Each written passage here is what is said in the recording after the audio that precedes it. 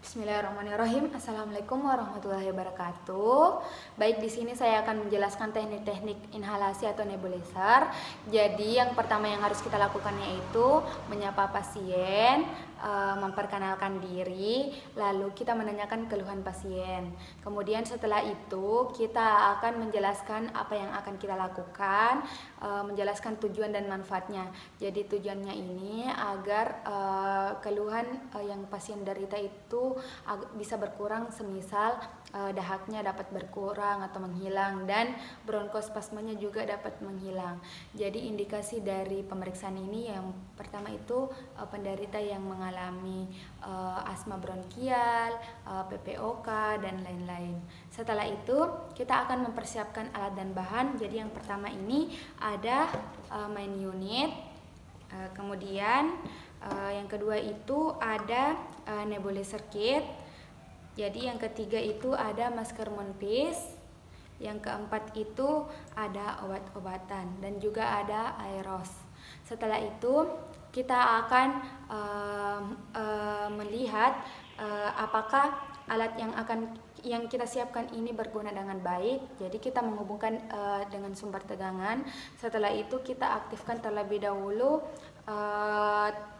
tombol on-nya. Setelah itu kita hubungkan ini masker atau mouthpiece-nya itu ke dalam selang, lalu kita hubungkan di main kitnya. Setelah itu kita isi tabung nebulizer ini dengan obat, lalu kita tempelkan ke dalam masker mouthpiece-nya. Jadi setelah itu kita setelah mempersiapkan alat dan bahan, kita lakukan persiapan pasien. Jadi yang pertama itu kita akan selanjutnya itu persiapan pasien. Di sini pasien hendaknya berkumur terlebih dahulu. Setelah berkumur, kita mempersilahkan pasien masuk ke dalam ruang pemeriksaan dengan keadaan posisi setengah duduk atau berbaring dengan menjanggal bantal di bagian belakangnya. Setelah itu kita akan menjelaskan bagaimana penggunaan masker ini. Setelah kita jelaskan bagaimana cara penggunaannya, kita menyuruh pasien untuk tetap rileks atau santai. Jadi ya selanjutnya kita akan menjelaskan bagaimana cara penggunaannya, yaitu dengan menghirup uap yang nantinya secara perlahan-lahan sampai obatnya habis. Setelah itu kita membiasakan pasien ini menggunakan masker atau mouthpiece. Selanjutnya setelah itu kita akan memberi pasien memberi kesempatan untuk bertanya apakah sudah mengerti atau tidak. Selanjutnya yaitu pelaksanaan terapi inhalasi. Jadi yang pertama kita hubungkan dengan sumber tegangan, kemudian kita akan menghubungkan semua mulai dari main unitnya, maskernya, tabung aeros, tabung nebulizer dan aerosnya. Setelah itu kita tutup terlebih dahulu,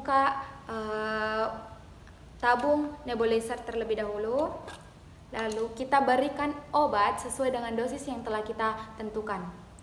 Setelah kita berikan obat, kemudian nebulizer kitnya kita tutup, lalu kita hubungkan di masker atau mouthpiece-nya. Setelah itu kita akan menekan tombol on pada main unit ini. Setelah kita menekan tombol on, lalu kemudian si pasien ini memakai masker atau mouthpiece-nya di antara hidung dan mulutnya. Lalu kita mengaitkan tali ke kepalanya, ke belakang kepalanya. Jadi setelah itu kita mengingatkan kepada pasien ini untuk tetap menghirup udara uap yang secara perlahan-lahan sampai obatnya habis. Jadi obatnya ini habis sekitar 10 sampai 15 menit. Jadi setelah obatnya habis, kita menekan tombol off, lalu kita matikan tegangan dan membuka maskernya. Jadi setelah kita menggunakan, hendaknya kita akan membersihkan alat-alat yang telah digunakan. Jadi masker ini kita membersihkan dengan menggunakan tisu, lalu kita menyimpan di tempat yang kering.